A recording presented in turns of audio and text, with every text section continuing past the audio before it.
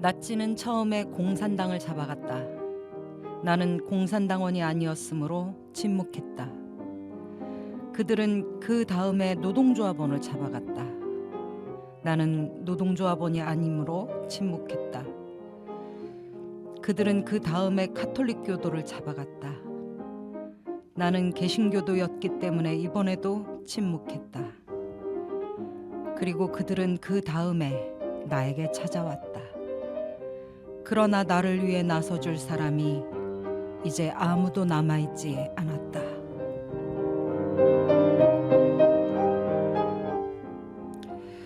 모두들 한 번쯤 들어보셨을 시입니다. 루터교 목사였던 마틴 뉴밀러가 그 어묵한 시기에 공개적으로 쓴 시입니다. 뉴밀러 목사는 나치의 집권 시기 굴하지 않는 반체제 운동으로 1938년부터 1945년까지 다하우 강제 수용소에서 7년을 보내야 했습니다.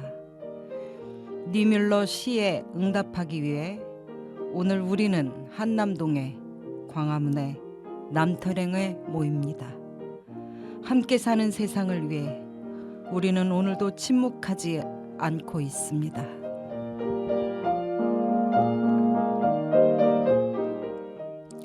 역사 속에서 오늘의 길을 찾는 빨간 방송 붉은 오늘 46번째 나치 그리고 히틀러 7부 피러 히틀러 독일을 획일화하다 지금 시작합니다.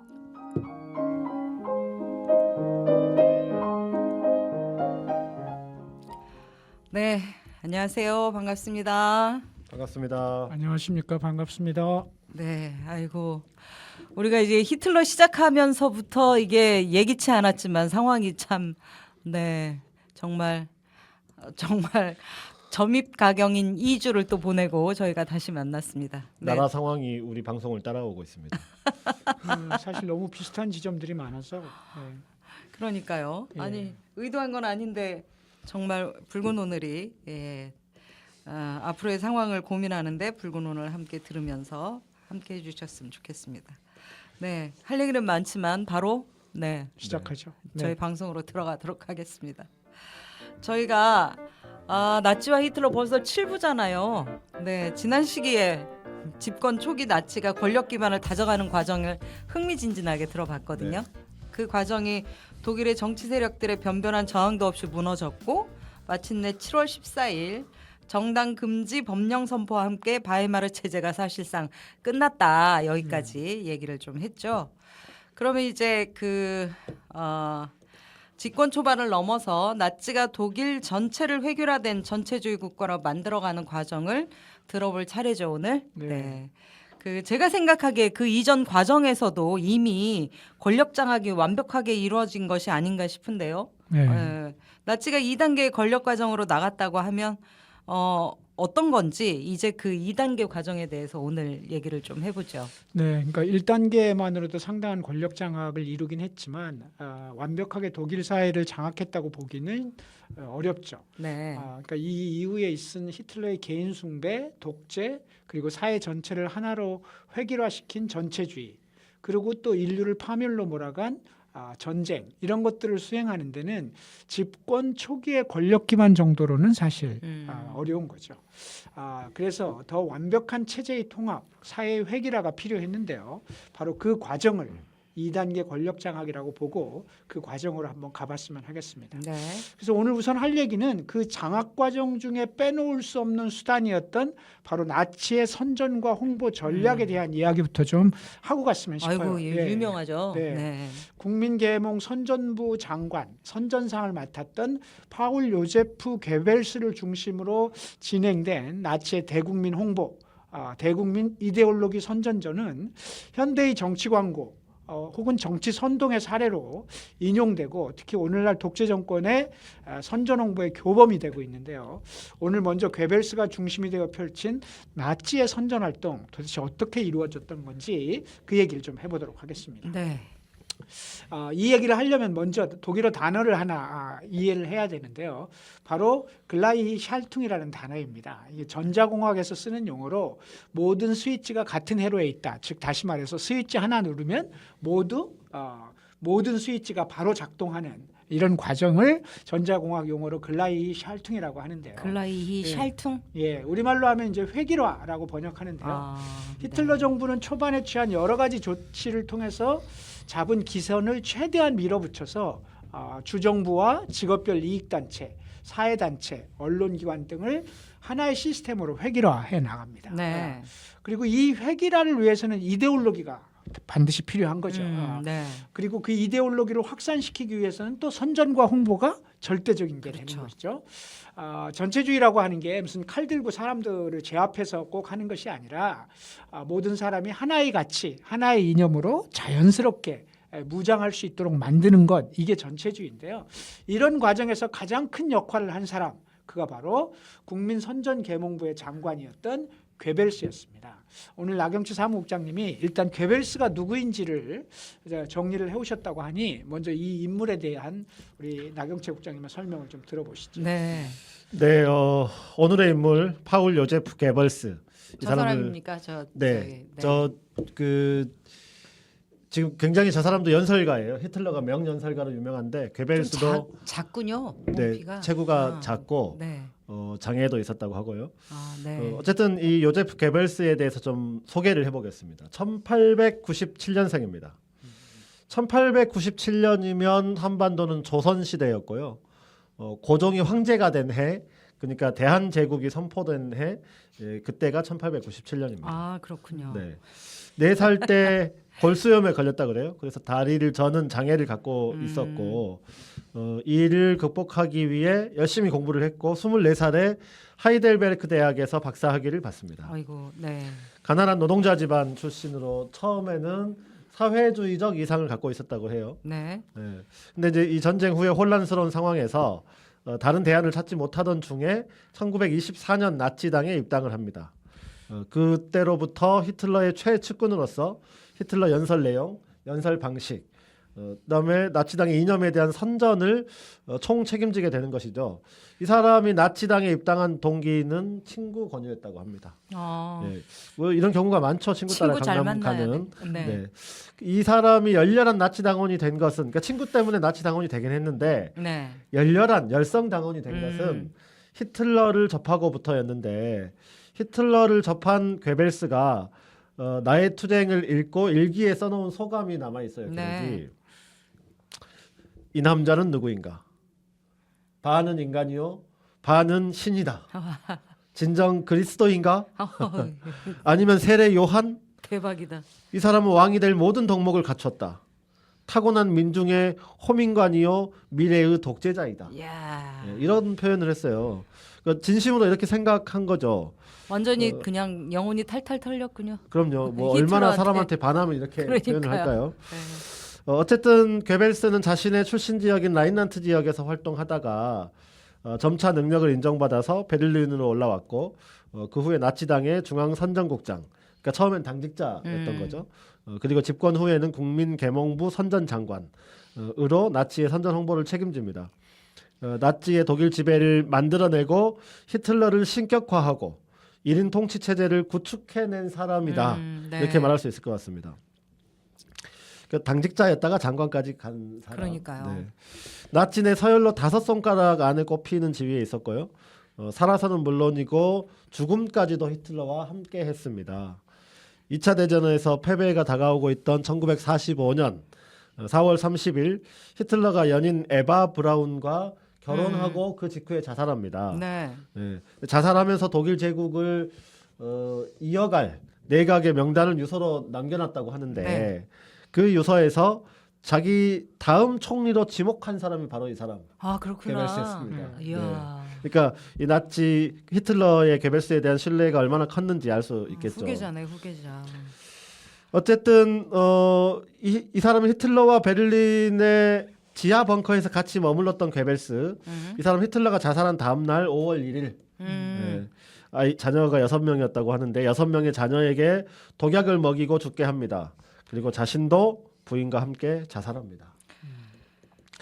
총통과 국가 사회주의가 사라지면 이 세계는 살아갈 가치가 없다. 유서에 이렇게 남겼어요.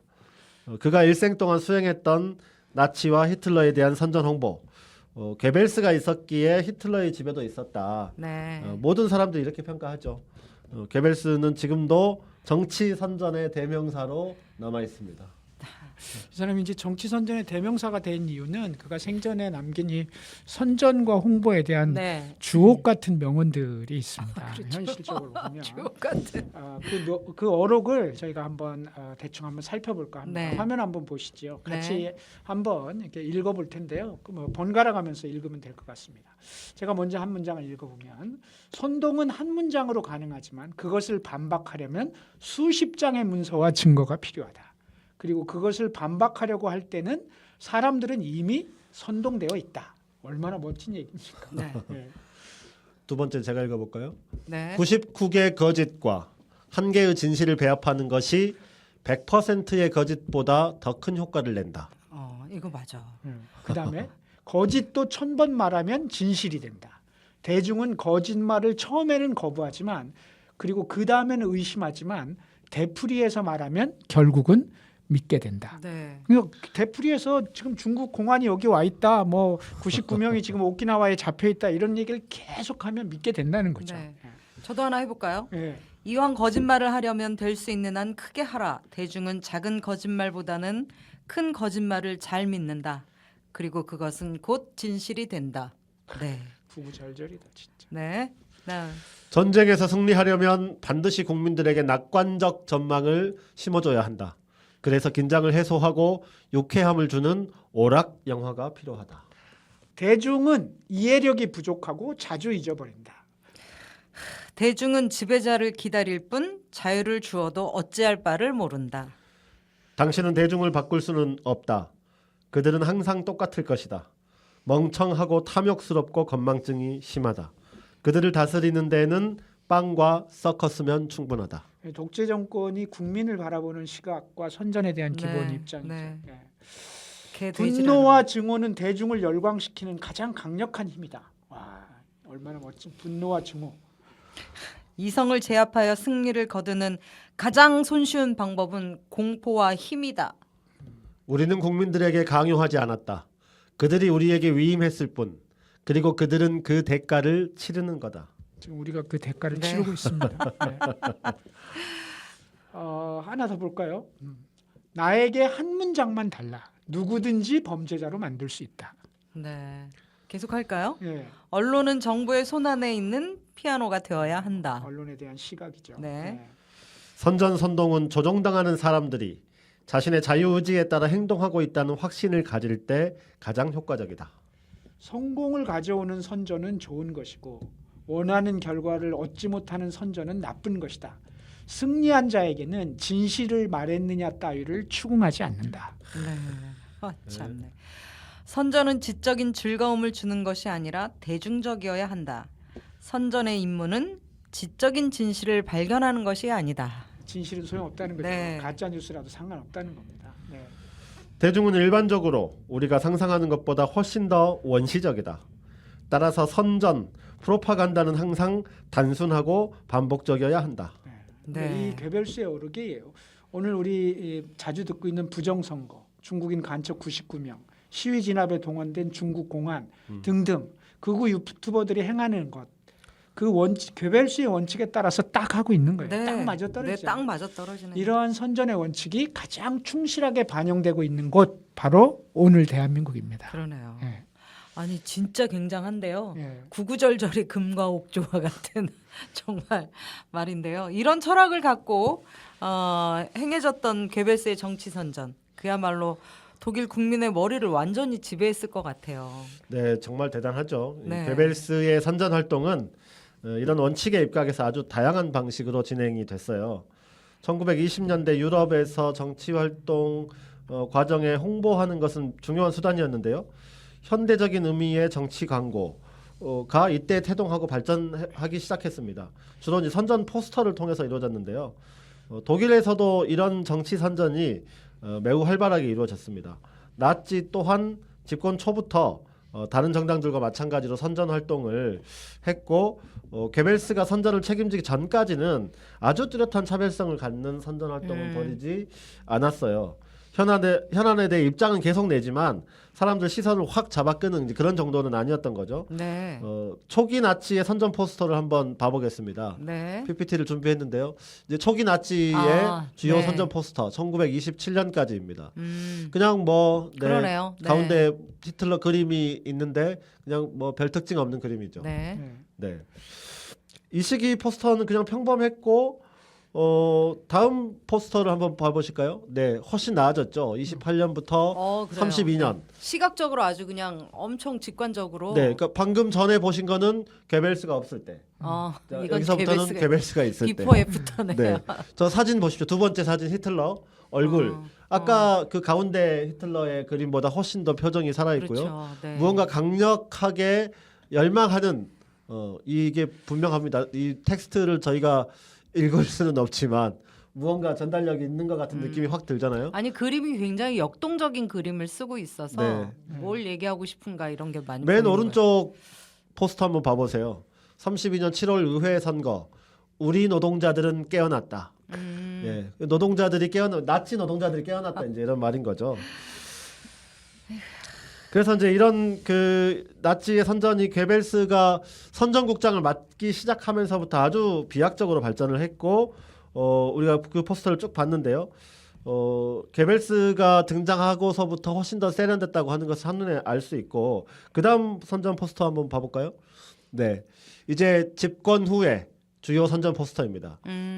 확 발전한 것을 우리가 눈으로 느꼈지만 이거는 뭐 이제 아주 좀 절정을 찍었다. 예, 이렇게 느껴지잖아요. 1933년 집권 후의 포스터들이 이렇습니다. 이 포스터들의 대부분은 펠릭스 알브레이트, 미올리르, 빌리 엥헬하르 이런 사람들이 제작했다고 하고요. 포스터에 이 사람들 서명이 귀퉁이에 있는 걸 자세히 보시면 알 수 있습니다. 네. 이외에도 굉장히 많지만 이 정도 보시는 걸로 하죠. 네. 아니 지금 봐도 현대 정치 포스터에 비해서 손색이 없어요. 세련됐네요, 정말. 그런데 이제 이 정치 선전이라는 게 포스터로만 되는 것은 아니잖아요. 게벨스를 정치 선전 또는 정치 프로파간다의 대명사처럼 이렇게 얘기되는 게 이것만은 아니었을 것 그렇죠. 같아요. 게벨스의 선전 활동의 진짜 핵심적인 내용들이 뭘까요?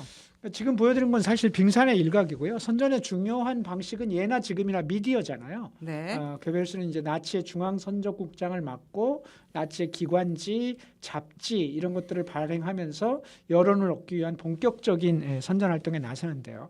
이를 통해서 이제 지속적으로 기존의 정치 세력, 기성 정치 세력이 외교 능력의 부재로 민족을 도탄에 빠뜨리고 있고 경제 실정을 통해서 민생을 파탄에 빠뜨리고 있다.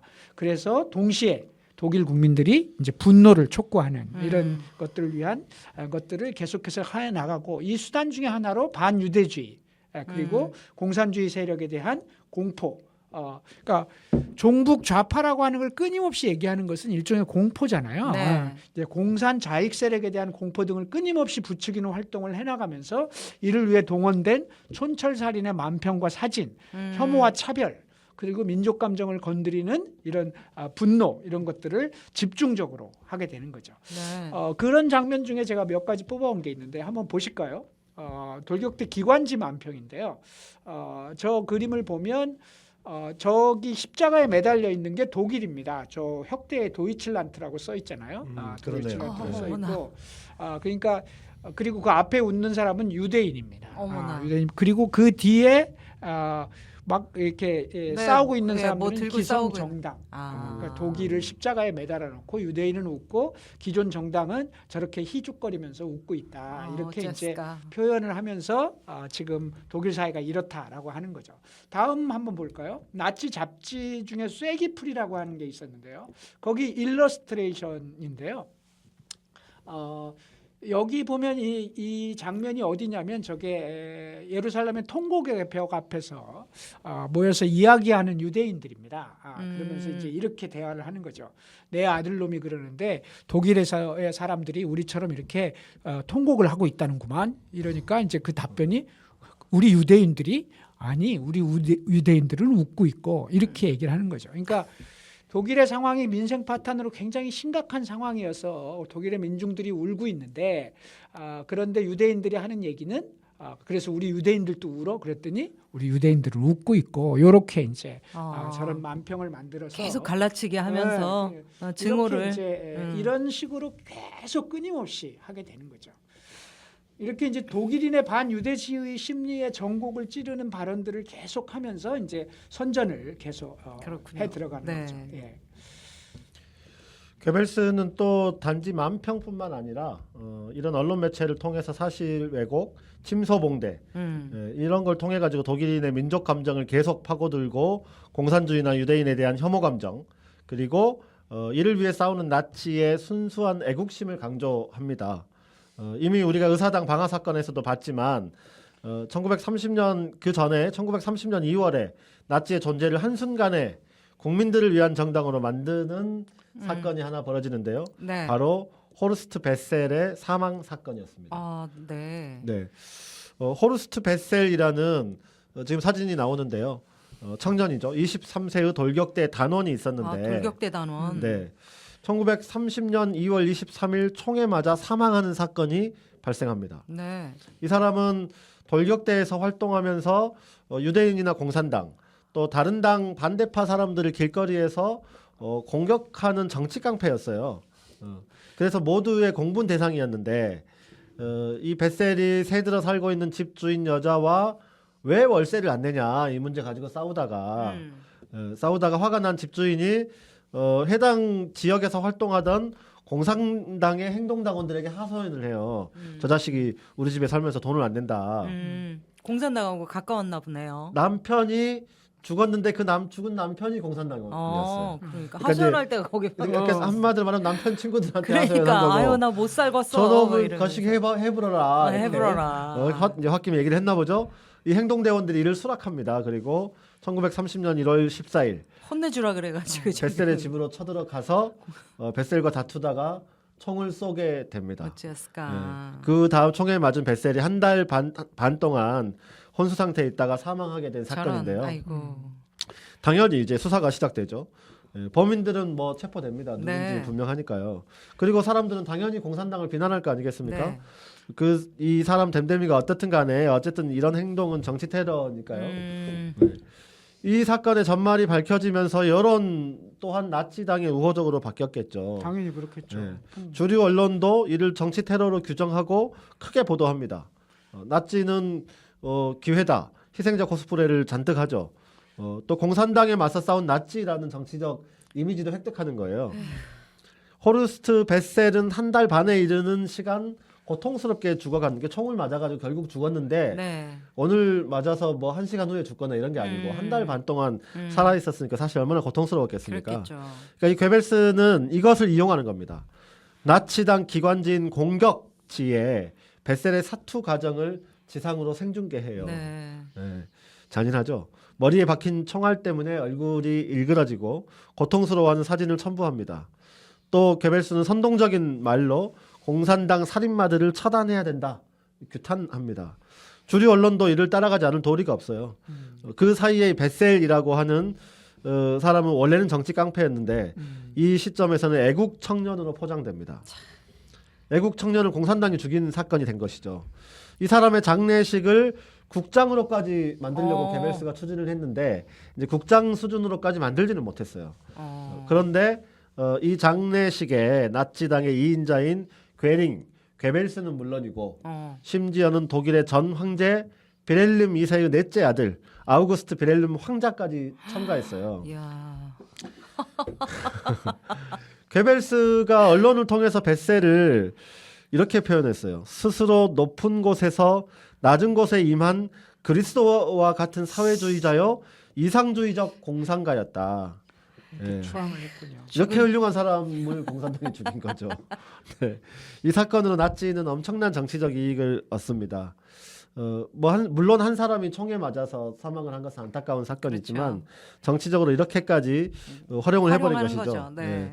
이 사건에 이어서 1930년 9월 의회 선거가 있었는데 이 선거에서 나치가 2당으로 부상한 거거든요. 네. 그게 이 애국 청년의 사망이라고 그러니까. 선전된 이 사건과 무관하다고 볼 수는 없을 거다. 이렇게 말할 수 있고요. 그렇죠. 한 사람의 대중의 표심이라는 게 우리 그러니까. 그렇죠. 이런 네. 얘기 좀 그렇긴 하지만 어찌됐든 노회찬 의원 돌아가시고 나서 막 네. 그런 분위기라는 게 네, 대중들에게 네. 있는 거죠.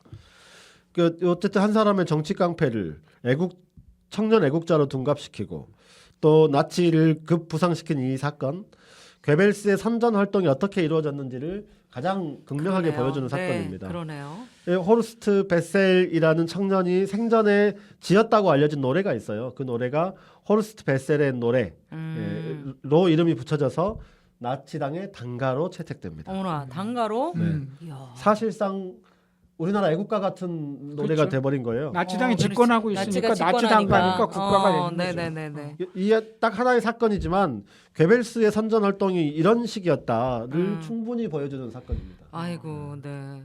아니 이런 정도의 선전 능력을 갖고 있었으니까 나치가 집권한 후에는 그야말로 엄청난 권력 기반을 활용해서 그 능력을 뭐 엄청 썼을 거 아닙니까? 그렇죠. 예. 네. 그 나치 집권 시기의 선전 홍보는 어땠는지도 한번 얘기해 주시죠. 그러니까 이런 능력이 있는데 집권까지 했으니까 그러니까. 얼마나 종횡무진이었겠어요. 이제 언론을 장악하고 그 힘으로 또 언론을 통제하고 국민의 마음을 사로잡고 히틀러를 신의 지위로 올리는 선전 활동을 이때부터 질풍노도로 하는 거죠. 네. 게벨스는 오늘날 우리가 미디어의 영역이라고 불리는 당시에 텔레비전은 없었지만 신문과 라디오를 통해 그리고 영화와 출판을 통해 대국민 홍보를 독점하기 시작하는 네. 거죠. 언론의 독점을 최대한 활용한 진실의 왜곡과 가짜 뉴스를 하게 되는 거예요. 무슨 뭐 반박할 재간이 없는 거죠. 권력을 쥐고 있으니까. 괴벨스는 독일 국민들이 나치 이념에 대해서 고백하려 하지 않고 은밀하게 국민들이 히틀러 총통의 체제에서 독일이 어떻게 강대국으로 올라섰는지 당신들이 얼마나 행복했는지를 끊임없이 하게 됩니다. 그리고 일부 언론을 살려놔요. 그렇게 해서 이게 죽을 맞추는 거죠. 그래서 언론 통제 방식을 아주 강압적으로 하지도 않아요. 3인당과 공산당 신문은 아예 금지했지만 중간 정도에 있는 자유주의 경향 신문은 그대로 놔둡니다. 네. 놔두고 신문사에 일정하게 보도 지침에 대한 통제는 있었지만 숨쉴 공간을 주는 거죠. 아까 얘기했잖아요. 100% 거짓말하는 것보다 일부는 진실로 그렇죠. 살짝 가려놓고 이렇게 해서 이제 국민들은 언론을 통해 나치의 이야기만이 아닌 다른 이야기를 듣게 되고 자연스럽게 언론을 나치가 완전히 통제하고 있다 이런 생각은 안 갖게 네. 되는 거죠. 언론은 자유가 있긴 있는 거라고 네. 생각하는 거죠. 네. 네.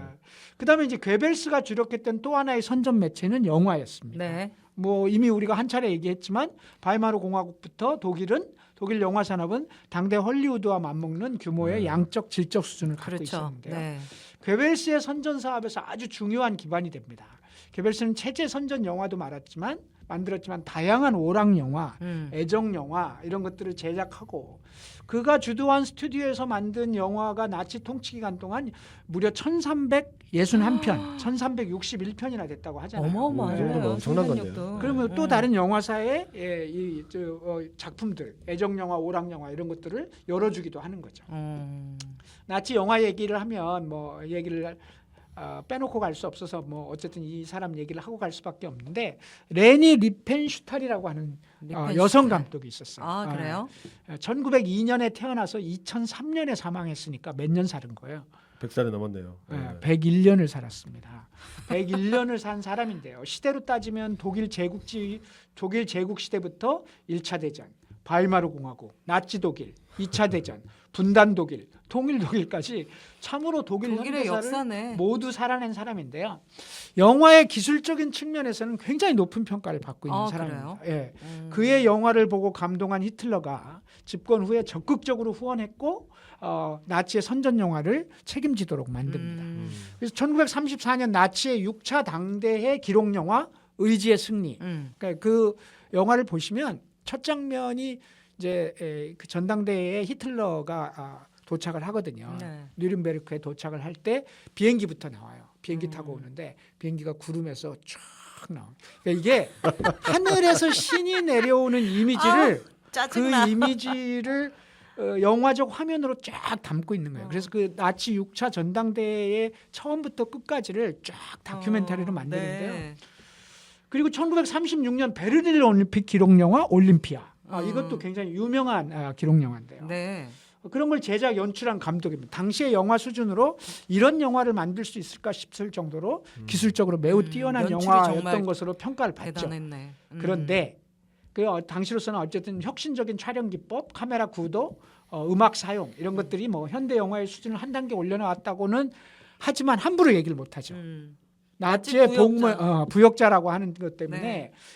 이 영화가 파시즘을 고무하고 히틀러를 신격화하는 수단이었다는 점에서 이 영화 그리고 이 감독에 대한 평가는 사실 뭐 잘 안 하려고 하는 거죠. 그렇죠. 따지고 보면 네.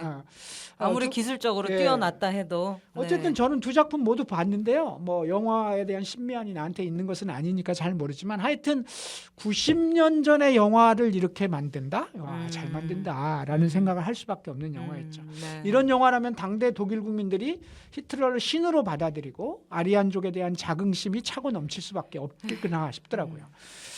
나치의 선전성격이 얼마나 대단했는지 새삼 확인할 수 있는데요. 레니 리펜슈탈은 결과적으로 당연히 전범 재판에 가게 됐죠. 회부됐어요. 회부됐는데 네. 난 영화 만들었다 그냥. 나는 부역한 게 아니라 나는 누굴 그냥 죽인 영화를 것도 아니고 난 만들었다. 영화 만들었다. 영화 감독이다. 그래서 사실은 뭐 풀려나긴 했어요. 무죄로 풀려났는데 무죄요?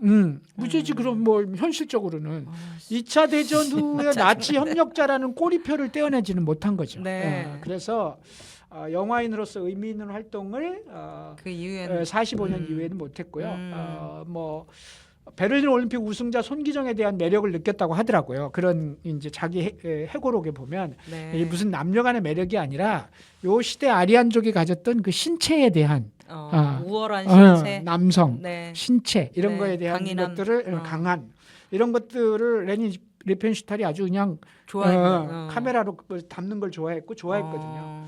그러니까 마라톤이잖아요, 더군다나. 그렇죠. 길고 긴 그렇죠. 인간의 강력한 의지. 그래서 송기정과는 2차 대전 후에도 교분을 이어갔다고 하더라고요. 이 사진 한번 볼까요?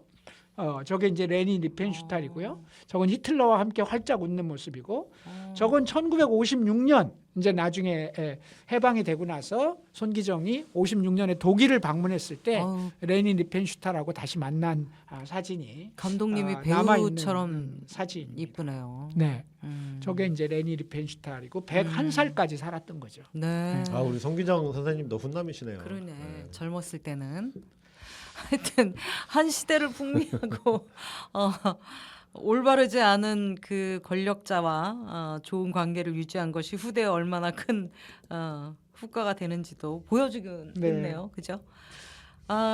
그 영화들이 얼마나 대단한지 저도 한번 볼 수 있어요. 싶네요. 쉽게 볼 수 있어요. 유튜브에 네. 들어가면 무료 시청이 가능하고요. 그래요? 워낙 뭐 한번 보시면 느낌이 올 겁니다. 어쨌든 네. 뭐 영화 얘기 좀 길었는데요. 이 정도 합시다. 네. 네, 게벨스의 또 하나의 중요한 수단은 라디오였습니다. 테레비가 네. 없으니까. 여기도 라디오 방송국인데요. 그치. 네.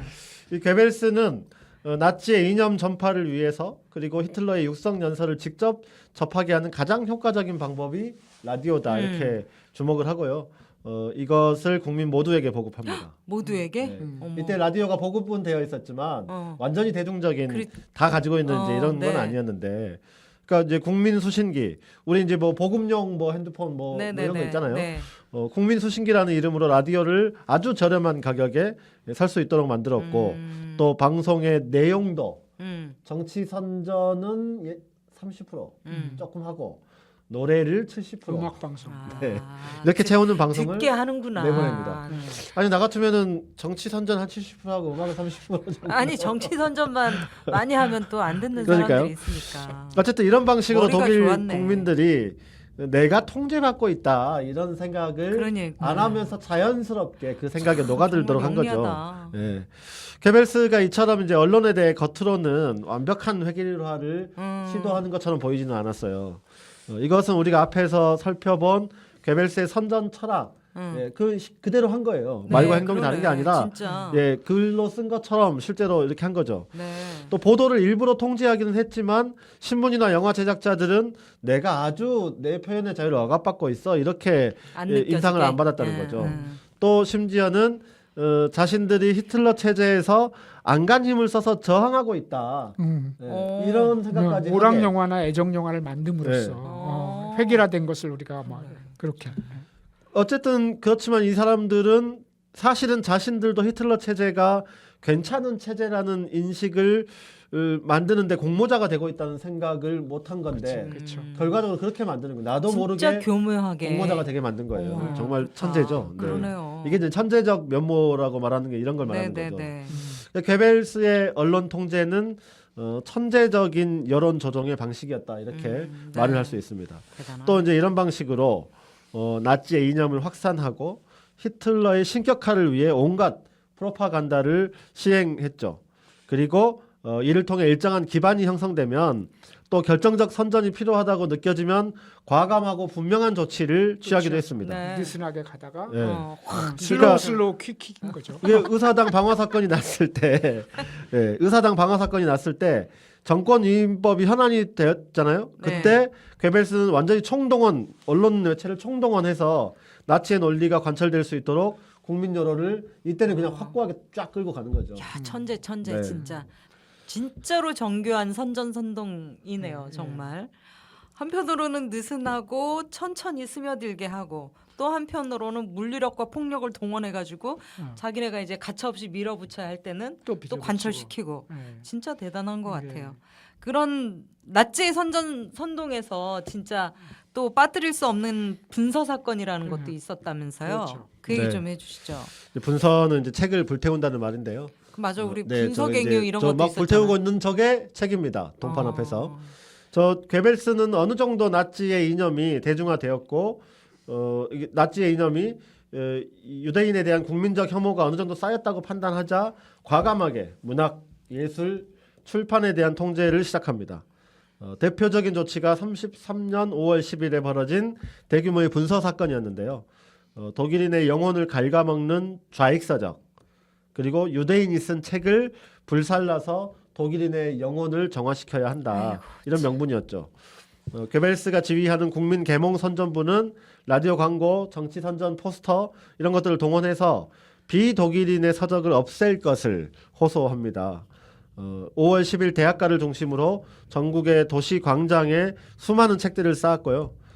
이제 이 쌓여진 책들이 마르크스, 프로이트를 비롯한 독일계 유대인의 저작은 물론 전 세계 유명한 유대인 작가의 책들 또 이 나치의 철천지 원수 공산주의 서적들이었습니다. 밤이 되자 군중들은 이 책에 불을 질렀습니다. 네. 공식적으로는 이날 하루 동안 18,000권이 소각되었다고 하니까 실제는 이보다 훨씬 더 많았을 것으로 알려지고 있고요. 저기 저 동판이 이제 현대에 만들어 놓은 동판인데 네, 저 자리에. 바로, 네. 바로 저 분서가 일어났던 것을 아. 기념한다고 그래서 저 사진 분리된 겁니다. 그러네요. 예, 예. 책을 불태우는 걸 네. 형상화한 거군요. 네.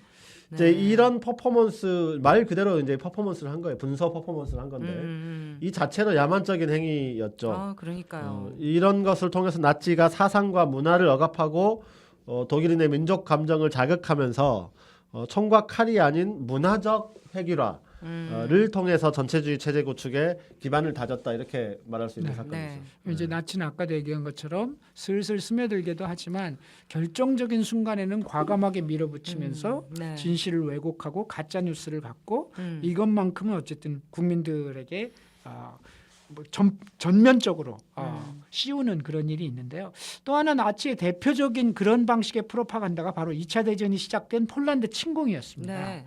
1939년 폴란드 침공의 빌미를 잡기 위해서 괴벨스는 폴란드가 독일의 국경 근처에 있는 글라이비치의 방송국을 공격했다는 가짜 뉴스를 발표합니다. 예. 아예 이를 통해 이미 나치의 선전에 길들여졌던 독일 국민이 분노를 하고 폴란드를 제압하라 이런 이제 여론을 만들어낸 거죠. 이 사건은 나치 친위대 대장 하이니 힘러가 벌인 자작극이었는데요.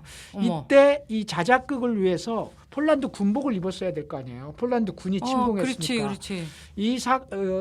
독일 친위대가 영화를 찍는다는 구실로 폴란드 군 복장을 주문하고 폴란드 군대로 변장해서 방송국을 공격한 사건이었습니다.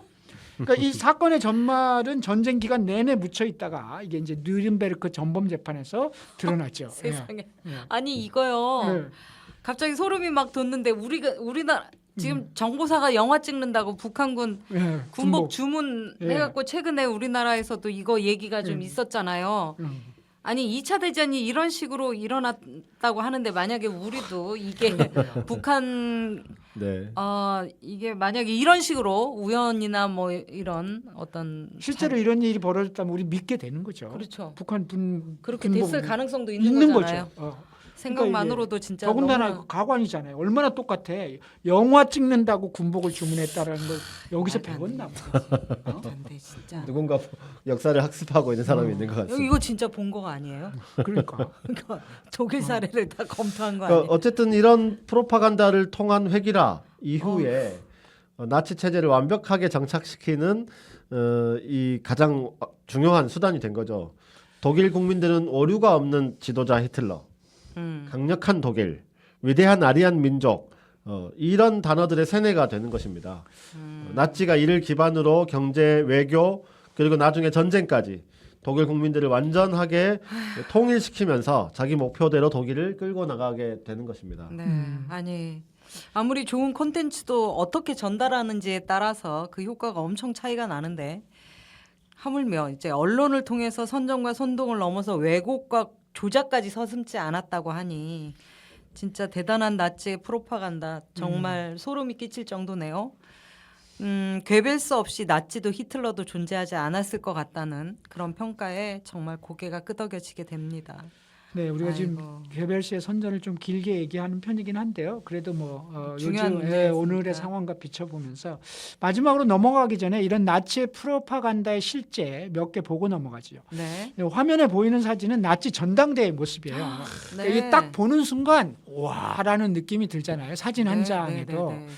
그 저 위- 얼마나 저 정교한 정치 선전 사진이에요. 저거는 아니 이걸 옆에 보고 독일 군중이에요? 국민들이 독일 국민들이 아. 느낌이 어떻겠어요? 저런 뭐 자긍심을 느끼지 않겠어요? 웅장해집니다. 저 보세요. 저런 모습들. 네. 나치 전당대회를 저런 사진들을 남기고 저런 사진들. 아. 그러니까 이런 것들이 얼마나 그런 모습들을 보이는지 하는 것을 이제 확인시켜 주는 것이죠. 저런 것을 보면서 자신감과 감동을 갖게 된다 이렇게 볼 수 있습니다. 우리가 지금 저 장면들이 뭘 의미하는지를 아니까 이렇게 보면 소름 끼치기는 한데 네. 사진으로 보면 멋있긴 하네요. 이런 그럼요. 말하면 좀 별로 좋지는 않지만 네. 웅비하는 독일 제국의 모습, 상징성 이런 것들이 많이 보여주고 위대한 아리아인에 대한 자부심이 막 뿜뿜해질 것 같은데. 그래요. 저런 그- 사진 보면 그 안에 있는 막 히틀러, 딱 중심에 히틀러가 있으니 그렇죠. 얼마나 대단하죠. 그냥. 네. 그러니까 이야기하다 보니 이제 괴벨스 선전 얘기가 좀 길어지긴 했습니다. 그래도 핵심이니까. 이제 네. 다시 이야기를 이어가야 하는데 선전 얘기 여기서 일단 선전 얘기까지만 하고 넘어갔으면 좋겠는데 쉬는 시간에 아까 나경채 우리 사무국장이 괴벨스는 연설도 잘했다 이랬는데 괴벨스는 연설도 발군이었습니다. 그래요? 실제로. 그래서 이제 이 쉬는 시간에 동영상을 하나 틀어드릴 텐데 네. 이 연설은 1943년 2월 18일 이때쯤 되면 독일의 패전의 그림자가 드리우던 시절이에요. 네네. 스탈린그라드 전투에서 패배하고 네네네. 패전의 그림자가 드리우던 시기 독일이 이렇게는 죽을 수 없다라고 하는 전의를 다시 살린 연설로 유명합니다. 이 장면이 선전선동의 기저였다는 괴벨스의 연설 한번 들어보시고 10분 후에 만나면 어떨 한글 것인가. 자막도 있나요? 한글 자막은 없고 대신에 이런 것을 보실 때 주의할 것은 꼭 앞에 자막이 나오는데요. 네. 이것은 교육용이고 경각심을 불러일으키기 위해서 하는 그렇지. 것이지 나치를 선전하기 맞습니다. 위한 것이 네네. 아닙니다라고 네. 하는 자막이 나오고요. 중간에 자막 나옵니다. 보시죠. 현재 독일에서는 저런 히틀러가 나오는 책, 선전물, 육성 이런 거 못 튼대요. 네.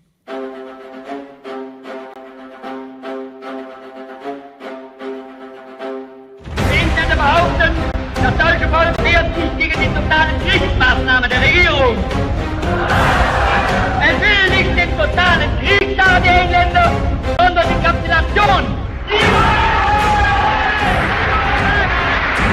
Wollt ihr den totalen Krieg?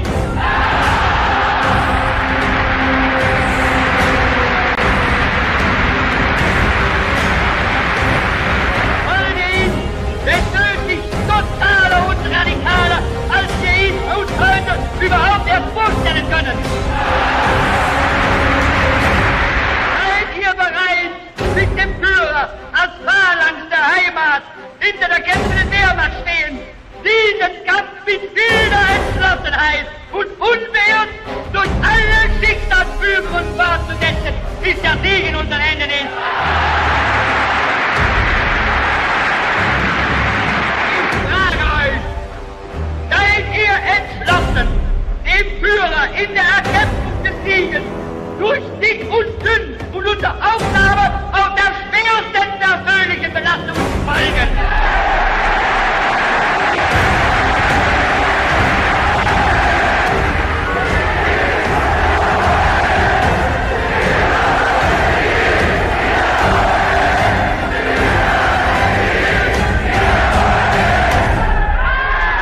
Ihr habt unseren Feinden das zugerufen, was sie wissen müssen, damit sie sich an Illusionen und falschen Vorstellungen hingeben. Der mächtigste Bundesgenosse, den es auf dieser Welt gibt, das Volk selbst, steht hinter uns und ist entschlossen, mit dem Führer, koste es, was es wolle, und unter Aufnahme auf das schwerste Opfer, den Siegkämpfen zu erstreiten.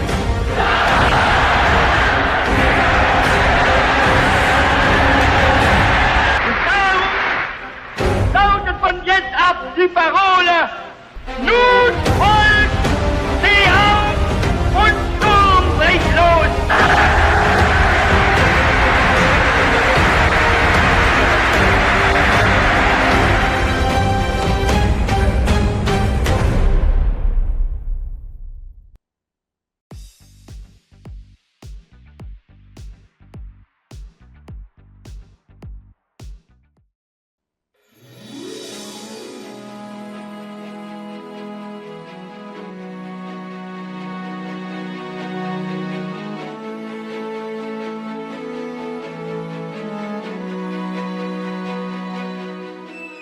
여러분은 지금 붉은 오늘 양경규, 나경채, 심재욱과 함께하고 있습니다. 역사 속에서 오늘의 길을 찾습니다. 붉은 오늘.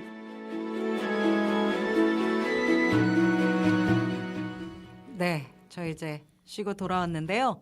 그 중간에 동영상 보셨어요? 괴벨스 연설? 정말 대단한. 네. 네, 말로만 듣던 괴벨스가 진짜 너무 대단한. 진짜로 현대 정치관과 선전에 미치는 영향이 정말 지대했을 것 같고 네.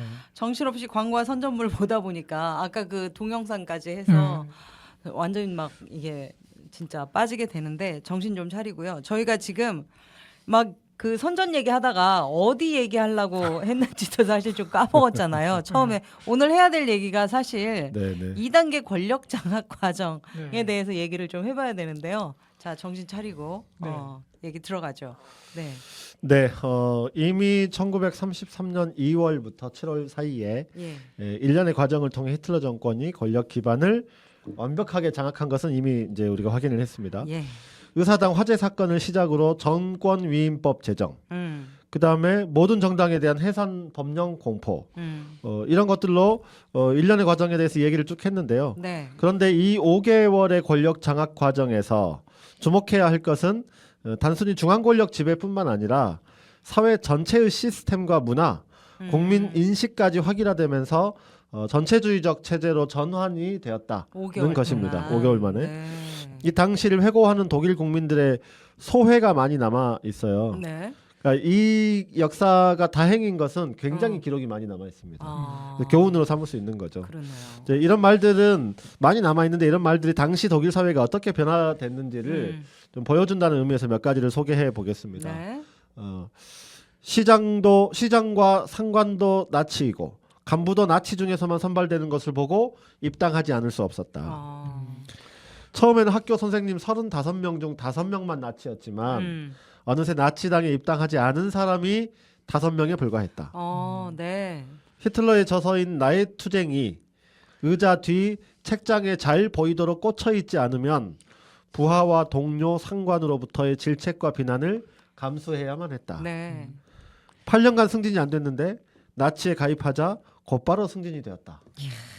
진짜. 어떻습니까? 진짜. 예. 당시 독일 사회의 변화가 딱 느껴지는 말들이죠. 예. 이렇게 독일 바이마르 체제라는 민주주의 체제가 완전히 끝장이 납니다. 그리고 나서 그 옛날부터 독일 제국의 영광을 얘기하면서 우파들이 외쳤던 구호, 하나의 제국, 하나의 국민, 하나의 신이라는 구호는 히틀러 체제에서 현실화됩니다. 딱 하나가 바뀌었는데요. 하나의 신만 하나의 지도자로 바뀐 겁니다. 바로 히틀러가 이 신을 대신하는 지도자라는 것을 네. 국민들에게 명확하게 하면서 전체주의 체제로 나가기 시작하는 거죠. 네, 그니까요. 이쯤 되면 2단계고 뭐고 이미 전면적으로 뭐 획일화된 시스템 그리고 히틀러의 신격화, 권력 장악 완전히 끝난 거 아니에요? 뭐 더 뭘 할 게 있을까요? 그러니까 그 이제 2단계를 해야 되는데요. 그럼에도 불구하고 나치에게 고민이 없었던 건 아닙니다. 아, 그래요? 이제 어. 일단 여전히 임기가 아직도 창창히 남은 힌덴부르크가 있습니다. 힌덴부르크 힌덴부르크가 잊어버리고 1932년에 당선됐기 때문에 37년까지 대통령이에요. 아직 대통령이군요. 비록 히틀러가 지도자로 부상하고 있었지만 그래도 힌덴부르크는 전쟁 영웅이고 독일 제국 영광의 상징이기 때문에 그리고 그 힌덴부르크와 그를 중심으로 한 우파 정치 세력의 존재는 어찌 되었든 그러네요. 히틀러 입장에서는 껄쩍지근하죠. 그래요. 네. 히틀러도 이들 우파 세력이 자신을 총리로 세울 때 무슨 마음이었는지는 알 거 아니에요. 네, 그렇죠. 얘기했잖아. 그 껄쩍지근한- 파펜이 얘기했잖아요. 그렇죠. 뭐라고 얘기했어요? 파펜이 히틀러가 나를 고용한 게 아니라 우리가 걔를. 우리가 히틀러를 고용한 거다. 이렇게 한 거고 이걸 히틀러가 몰랐을 리가 없는 거죠. 네. 그래서 어쨌든 완벽한 1인 체제를 위해 힌덴부르크를 포함하는 기존의 우파, 괴벨스가 지워야 할 얼룩이라고 했던 그 우파, 그 우파를 정리하는 문제, 이게 히틀러에게는 권력 장악을 위한 과제로 남는 거였고요. 네. 또 하나, 바로 독일 제국의 전통이자 가장 큰 힘을 가진 군대. 사실 어느 정권이든 집권하면 특히 독재 권력을 휘두르기 위해서는 군을 제압해야 하는 것이어서 네. 히틀러에게 이 문제는 권력의 완벽한 정착을 위해서 가장 중요한 문제였던 거죠. 더구나 히틀러는 권력 기반이 갖추어지기 전부터 전쟁을 해야 되겠다라는 구상을 갖고 있었기 때문에 군은 어쨌든 자기가 완벽하게 장악하는 것이 정말 중요한 과제인데 네. 그렇죠. 근데 군이라는 게 그렇게 만만한 건 아니잖아요. 그렇죠. 어느 사회든지. 그리고 마지막 과제. 아무리 이런 것들을 해도 국민들에게 히틀러 정부가 되니까 살기 좋아졌다. 이게 확인돼야 되는 거야. 그렇죠. 아무리 그래도 가장 중요한 건 민생을 해결하는 경제 문제. 그리고 배상금을 포함한 이 승전국이라고 하는 것들에 대한 끊임없는 독일에 대한 공격, 소위 대외 전략, 이 문제를 해결해야 되는 거죠. 네. 그래야 히틀러가 정치를 잘한다. 이 세 번째 과제를 해결하지 못하면 총과 칼 혹은 공포와 억압만으로 권력을 유지하는 것은 장기적으로는 쉽지 않은 거죠. 네. 그래서 이런 문제를 해결해야 될 과제가 남아 있었던 거죠. 그렇군요. 네. 초기 5개월 동안 어느 정도 기반을 다졌다고는 해도 지금 말씀하셨던 그런 과제들을 처리하는 것이 나치에게는 굉장히 중요한 관건이었겠어요. 그렇죠. 네. 예. 그런 문제들을 해결하는 것이 바로 그게 2단계라는 그렇죠. 얘기였던 네. 거군요. 이 문제들은 그럼 어떻게 처리가 되었나요? 네, 하나씩 보겠습니다. 1934년에 들어서고 히틀러 정권은 다소 고전하기 시작합니다. 고전한다고. 어쩌면 이제 이때가 히틀러 정권의 최대 위기이기도 했는데요. 네. 어느 정권이든 그렇겠지만 히틀러 정권이 1년 정도가 이렇게 지나면서 열광적인 환영의 분위기는 조금씩 식어가고 있었습니다. 네. 반면 돌격대의 여전한 폭력 행위에 대해 독일 사람들은 이제 그만 좀 하지 이런 정서가 생기기 시작한 거죠. 지친 거죠. 네. 네. 그동안 또 속수무책으로 당하고 있던 노동운동, 히틀러가 노동조합 연합단체까지 파괴하니까 노동자들의 불만이 응집되기 시작했습니다. 네. 노동운동을 조금 탄압한 정도가 아니라 우리식으로 치면 이제 민주노총을 없애버린 아예 거죠. 없애버린 거죠. 쳐버린 거죠. 네. 그러니까 꿈틀대는 거죠. 괴벨스가 주도하는 언론과 표현에 대한 검열에 대해서 지식인들도 반감을 갖기 시작합니다. 네. 처음에는 자기도 모르게 이렇게 녹아 들어갔는데 네. 이게 아닌데라고 하는 지식인들이 생기기 시작한 거죠. 이런 상황에서 그동안 숨죽이고 있던 권력 내부의 비주류가 전국의 전환을 모색하기 시작합니다. 그래요? 네. 권력 내부에 비주류가 있었어요? 네. 나치 안에 히틀러에 대항하는 세력이 있다는 얘기였어요? 네. 여기서 이제 권력 내부라는 거는 나치당 내부에도 있고 또 히틀러 정부 내부. 정부 내부에. 네. 이 양쪽에 다 해당된다고 할 수 있는데요. 네네네. 우선 정부 내부에 대항하는 세력이 있었습니다. 처음 히틀러 정부가 들어설 때 나치 강요는 히틀러 본인 총리를 포함해서 3명 정도였다고 했잖아요. 맞아. 네. 내각에는 히틀러를 총리로 앉히고 자신이 사실상 이것을 주도하겠다고 마음먹었던 파펜 부총리도 있었고 네네네네. 다른 우파 기억나네. 강요들도 네. 있는 거죠. 네. 이 사람들은 형식적으로 자기 당은 해산됐지만 여전히 자기는 장관이고 강요인 거죠. 네. 나치 폭주의 권력 밖으로 밀려난 소외감이 있었는데 1년 정도 지나니까 분위기가 좀 바뀌네. 예. 그리고 경제적으로도 불안정이 계속되니까 원래 자기들이 마음먹은 대로 히틀러를 주저앉히고 전국을 이제 우리가 한번 주도해봐야 되겠다 이런 네. 생각을 뭐 하지 않았겠습니까? 네. 그러니까 이제 이렇게 정부 내에 이런 게 있는가 하면 나치당 내부에도 골칫거리가 있었던 거죠. 예. 아까 얘기한 이제 돌격대인데요. 돌격대는 사실 오늘의 히틀러를 만들어준 1등 공신이에요. 그렇죠. 네. 근데 이제 이게 부담으로 작동하기 시작합니다. 일단 음. 권력을 잡고 나니까 나치 돌격대는 폭력적이고 탈법적으로 이렇게 계속 폭력을 휘두르니까 국민적 원성이 높아지고 있었어요. 이 문제 네. 해결해야 됩니다. 그러나 폭력보다 더 큰 문제는 이 돌격대가 규모가 커지고 1934년 정도 가면 그 규모가 300만이 됩니다. 돌격대. 300만. 어마어마한 거죠. 어마어마하네요. 이게 권력기관화 되어 그러네요. 가기 시작하는 네, 거죠. 네. 나치 부담- 돌격대의 대장이고 실제로 히틀러와 거의 맞먹는 친구 사이로 유일했던 사람이 이 돌격대의 대장이었던 에른스트 렘이라는 사람인데요. 네. 이 사람 또한 또 하나의 권력이 되기 그렇죠. 시작하는 거죠. 300만 명의. 300만인데. 그리고 애들이 이제 떠벌리고 다니는 거예요. 돌격대원들이. 우리가 독일군을 대신하는 이제 국방군이 되어야 한다. 아. 군을 대신한다. 이렇게 또 얘기하고 또 한편으로는 히틀러를 총리를 시켜놨더니 그동안 우리가 급진적인 사회주의 정책 그래서 재벌들의 돈을 다 뺏고 그렇게 해가지고 더 평등한 사회를 만들고 산업을 국유화시키고 노동자들이 지배하는 세상을 만들겠다고 이게 우리 원래 당의 강령 아니냐. 근데 안 하고 있지 않냐. 좀 더 급진적으로 가야 된다. 이렇게 이제 주장을 하는 거죠.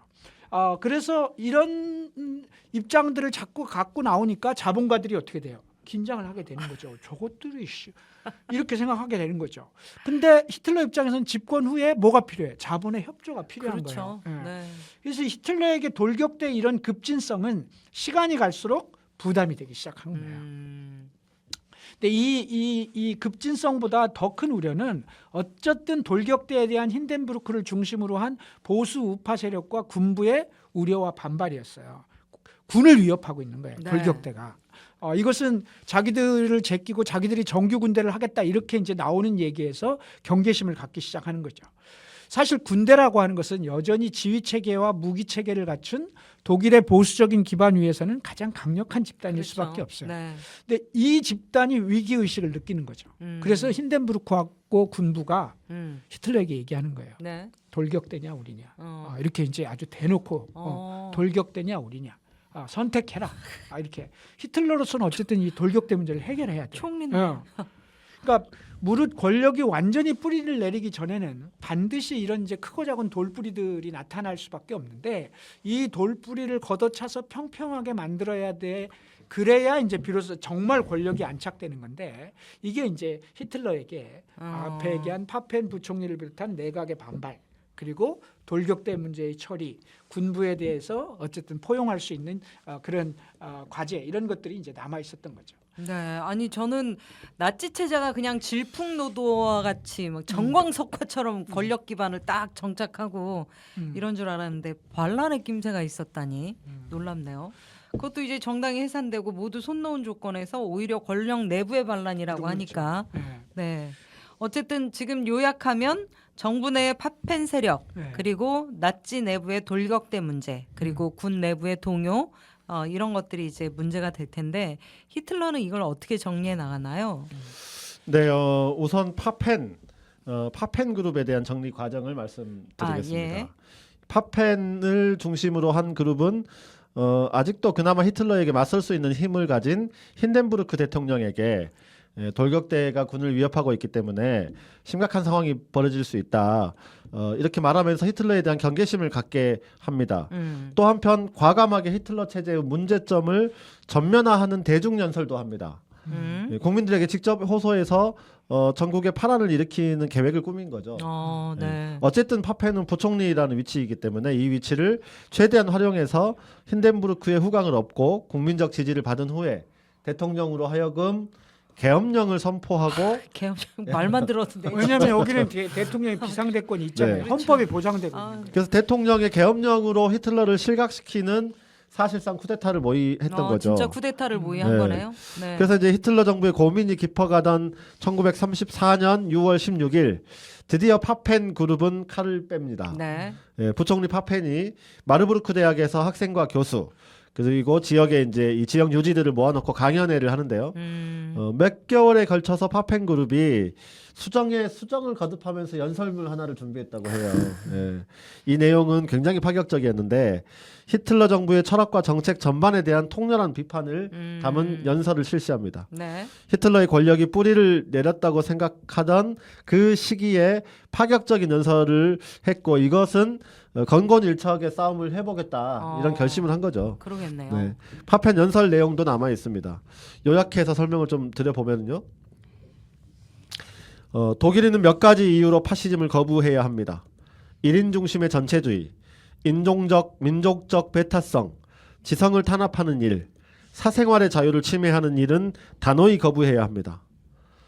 국민이 공포에 질려 하나가 될 수 있다고 믿는다면 부끄러울 것입니다. 공포는 죄의식의 산물이기 때문입니다. 거짓 눈가림으로 국민을 속이려는 어설픈 시도는 중단해야 합니다. 요란한 선전으로 절대 국민의 신뢰를 얻을 수는 없습니다. 정부는 도이치 혁명이라는 구실 아래 사리사욕, 나약함, 진실하지 못함, 기사적이지 못함, 불손함 따위를 퍼뜨리고 있는 실체가 무엇인지 잘 알고 있습니다. 정부는 독일 국민이 선물해준 믿음이라는 풍성한 보물이 위협받고 있다는 사실에 대해서도 잘 알고 있습니다. 국민에게 가깝고 국민과 결합되기를 바란다면 국민의 지혜를 모자란 것으로 평가해서는 안 됩니다.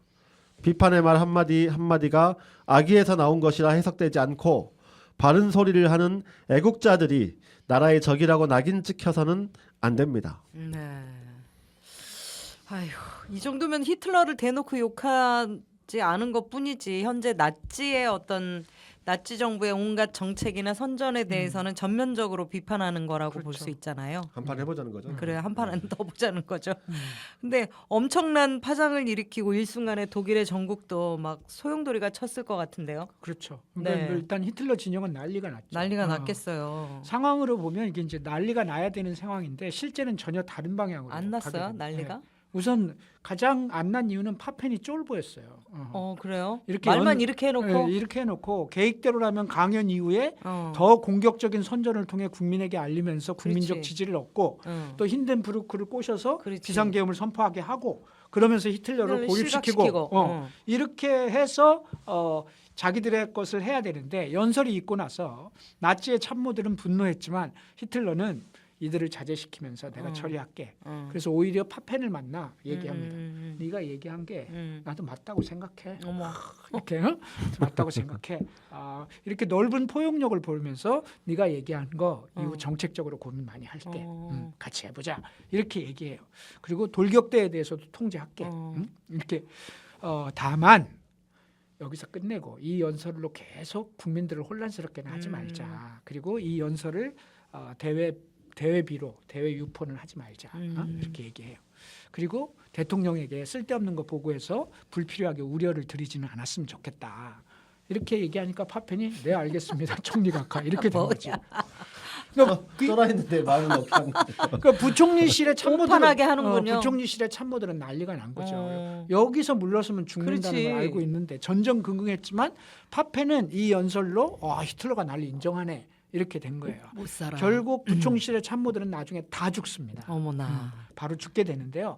어쨌든 파펜은 이 연설로 자신의 정부 내 입지가 넓어지고 있다고 생각하죠. 바보 같습니다. 하여튼 이렇게 된 거예요. 그래서 요거는 파장을 일으킬 뻔했지만 그냥 수그러들고 말았던 거죠. 아니 근데 겉으로는 이렇게 대응하기는 했지만 히틀러하고 나치 핵심들이 가만두진 않았을 것 같고 어떻게든 이 문제에 대한 대책을 세웠을 것 같아요. 당연하죠. 자기들끼리 모여서 얼마나 회의를 많이 했겠어. 어떻게 할 건지. 나치는 이번 기회에 파펜 세력뿐만 아니라 돌격대 문제 그리고 군부가 들썩들썩하는 문제까지 다 정리하자. 이번 그래요? 기회에 이렇게 결정을 해요.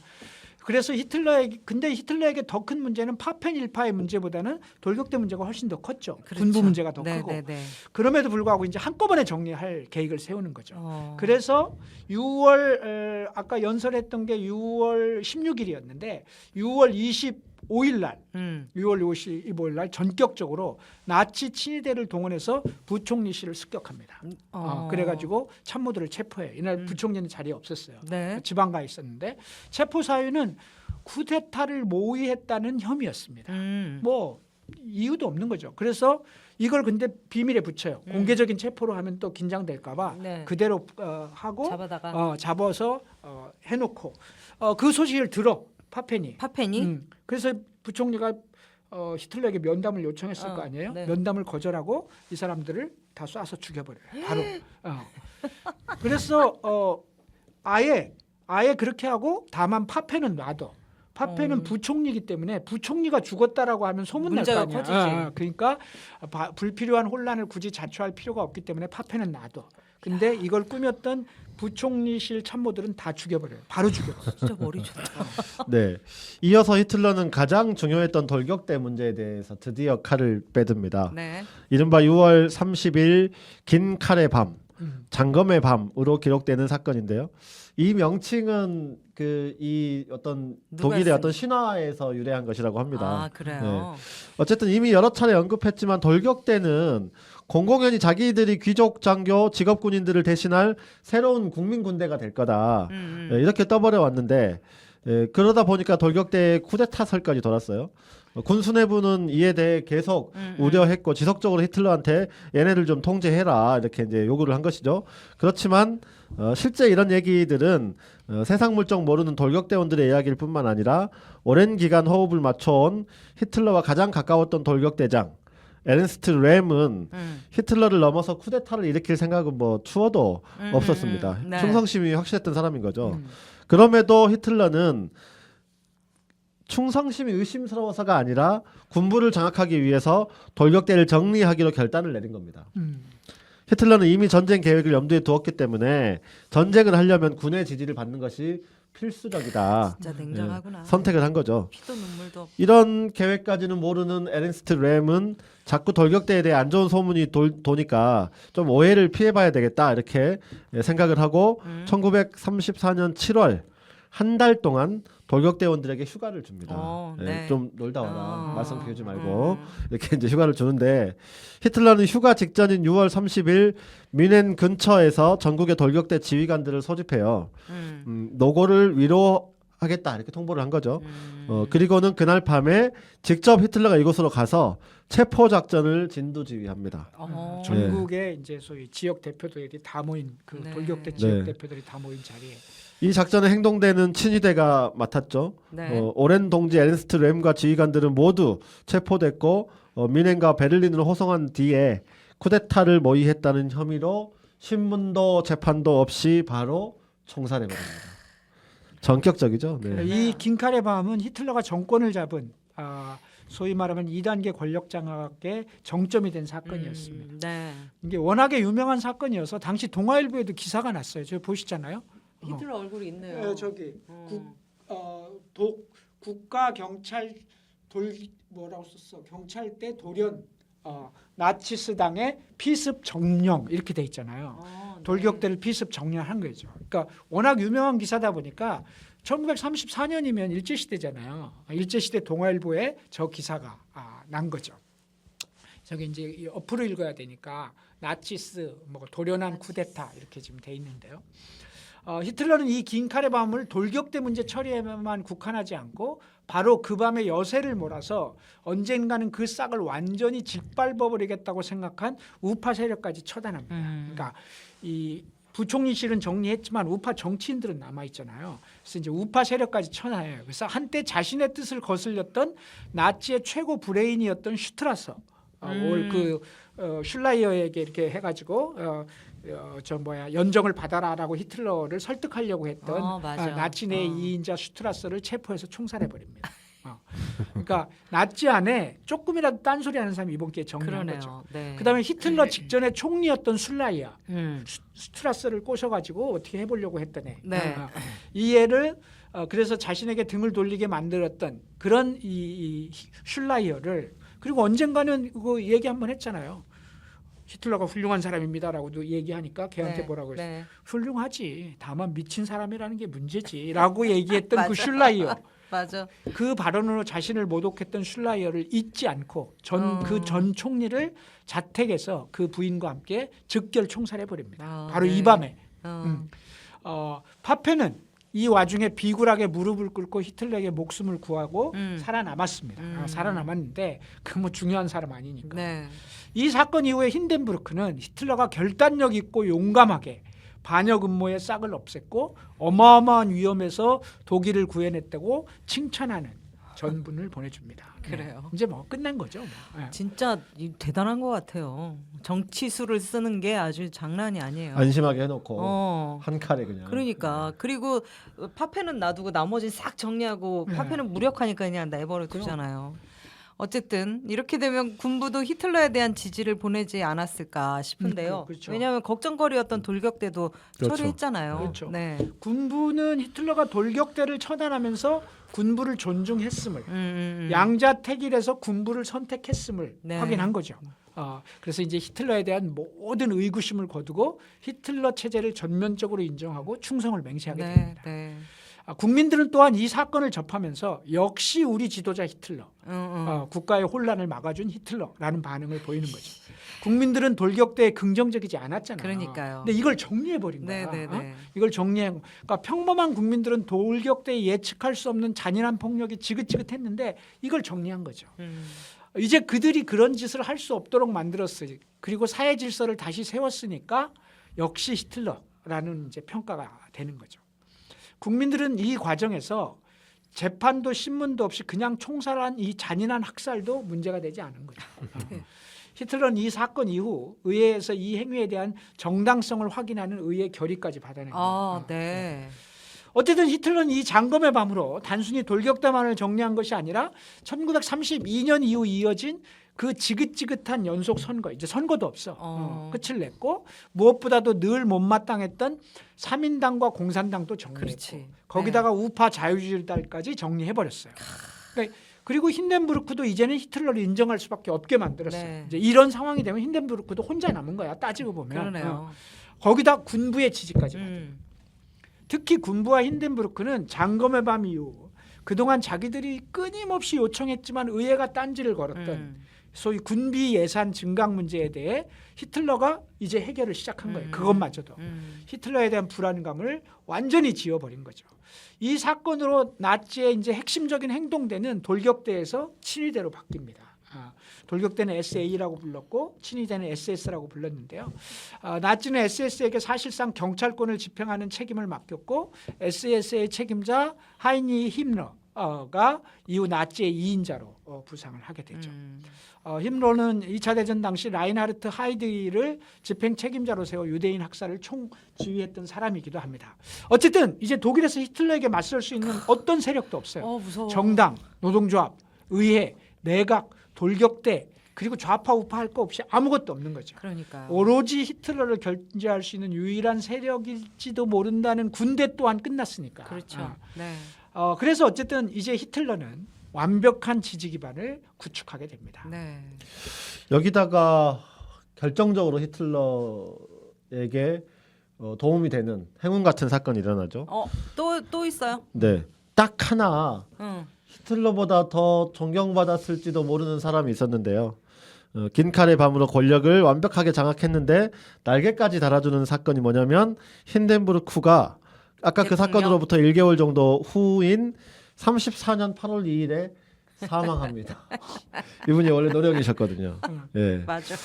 힌덴부르크는 히틀러가 1930년대의 정치적 분열, 또 좌파의 준동을 막고 자신의 명예에 흠집을 내지 않고 명망성을 지켜줬다는 안도심을 갖고 눈을 감았을지도 진짜. 모르겠어요. 계속해서 이제 독일 국민의 전쟁 영웅이었다라고 하는 것을 히틀러는 항상 이 가치를 평가했거든요. 네. 어쨌든 자신이 얼마나 어리석은 판단과 결정을 했는지, 겨우 자신이 지키고자 했던 그 초라한 명예가 독일을 또 전 인류를 어떻게 파괴했는지는 전혀 생각하지 못하고 에휴. 사망한 것입니다. 네. 히틀러는 힌덴부르크가 사망하자 힌덴부르크의 유언을 빌어서 대통령과 총리를 겸하는 직책을 꿰차면서 스스로를 피러라고 칭하는데 네. 이 유서는 발견되지 않았습니다. 어쨌든 유언을 지킨다는 의미에서 피러로 칭하면서 명실공히 최고 권력자의 자리에 드디어 올라선 겁니다. 이제야말로 우리가 아는 히틀러 총통의 시대가 이제 그렇죠. 시작이 되는 네. 거예요. 하나는 대통령, 총리, 대통령 이래서 총통 이렇게 된 거죠. 2단계 권력 장악 진짜 착착 진행이 돼서 이제 됐는데 이제 하나 남았네요. 그렇죠. 아까 독일- 2단계에서 하나가 남은 그렇죠. 거죠. 하나 남았네요. 독일 국민들이 직접적으로 느끼는 히틀러의 정치. 과연 국민들의 생존권과 직결된 경제 문제를 어떻게 풀 거냐 이런 거잖아요. 예. 이 문제가 잘 해결되지 않으면 완전하게 권력 기반을 장악했다고 보기 어려운 거잖아요. 그렇죠. 민생이 살아나지 그렇죠. 않으면 지지를 또 잃게 그 되니까. 히틀러는 어쨌든 민생 문제와 민족주의 두 개를 걸고 네. 국민들에게 어필한 거잖아요. 민족주의를 전면에 걸고 내부 정치 권력을 장악한 것은 그렇다 해도 먹고 사는 문제, 그리고 경제 문제하고 또 패전국이 견뎌야 했던 국민들의 치욕감 이런 걸 해결하지 못하면 국민적 동의를 기반으로 한 획일화된 체제를 유지하는 것은 쉽지 않죠. 네. 잠시 열광할지 모르지만 그렇지. 현실적으로. 근데 히틀러가 집권했을 때는 세계 대공황 시기였고 독일 내 농민들은 아우성이고 전 세계의 농산물 가격이 하락하는 그렇죠. 바람에 네. 그다음에 실업자는 천지빛깔이었거든요. 천지빛깔. 이 경제 위기를 어떻게 견뎌냈는지 패전 후 독일을 가장 어렵게 만들었던 패전국에 대한 대외적 압박, 배상금 문제, 군비 통제, 영토 축소 등의 민족 문제는 어떻게 뚫고 나갔는지 이 답을 알아야 독일 국민들이 히틀러를 선택한 이유에 대한 완벽한 해답을 찾을 수가 있는 거죠. 네. 그래서 이제 이 얘기를 해야 됩니다. 해야 마지막으로. 되죠. 네. 근데 그 답은 다음 시간에 찾읍시다. 네. 오늘 여기까지만 하고요. 다음 주말 시간에. 드라마도 아니고 클라이막스에서 다음 시간에 계속 이렇게 되는 네. 거네요. 그러니까 어찌 보면 가장 중요한 문제가 하나 남은 거죠. 네. 네. 또 어떻게 해결했는지 정말 궁금한데 다음 시간에 그 이야기 이어가겠습니다. 정말 오늘 흥미진진한 얘기였고요. 네. 뭐 아까 그 동영상 연설도 그렇고 아주 재밌는 얘기가 많았습니다. 두 분 오늘 너무 고생 많으셨습니다. 고맙습니다. 수고하셨습니다. 네. 안녕히 계십시오. 네.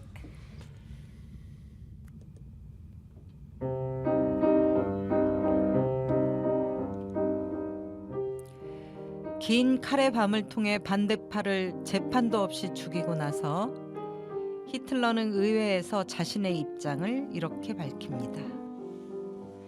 누군가 어째서 정상적인 재판을 열어서 판결을 내리지 않았느냐고 우리를 비난한다면 나는 이렇게 대답할 것입니다.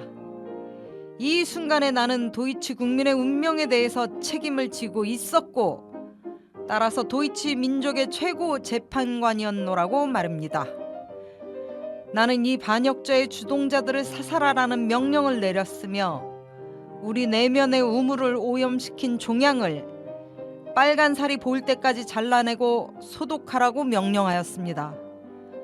누구라도 국가를 향하여 한 방 먹이려고 손을 쳐들었다가는 더욱 확실한 죽음이 자신의 운명이라는 사실을 알아야 할 것입니다.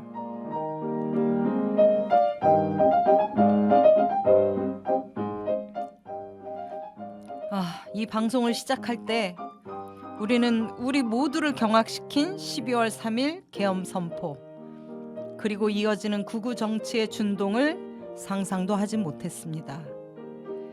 히틀러의 연설, 시민의 저항이 없었다면 어쩌면 우리도 오늘 비슷한 연설을 들었어야 했을지도 모르겠습니다.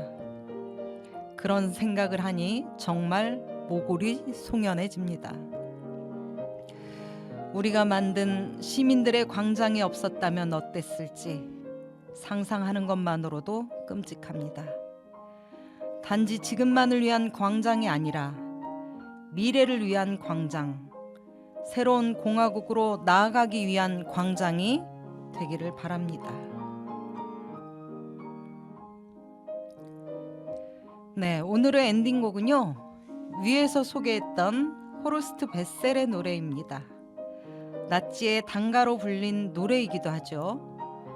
공산주의자들과 반동주의자들에게 사살당한 동지들의 영혼이 우리의 대열 속에서 함께 행진한다.